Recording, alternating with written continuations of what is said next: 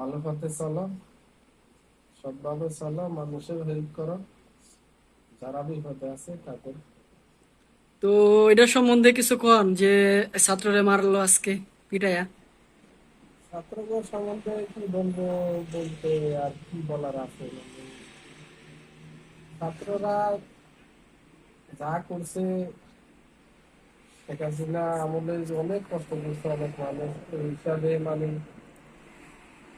এইটাই প্রাপ্ত, এটাই পাওয়া উচিত ছিল। ওই যে যেরকম করবে ওইরকম সে ভোগান্তি ভুগবে, এইটাই। তো আরো কিছু বলেন যে আজকে যে একটা ঘটনা যে পুরা ভাইরাল ভিডিওতে একটা ছাত্ররে এভাবে মেরে ফেলছে যে ভাত খাওয়ার পরে, এটার বিষয়ে কি বলবেন? ওইটার বিষয়ে কি বলবো, যে যতটুকু কর্ম করবো ওরকমই, কতটুকু ভোগান্তি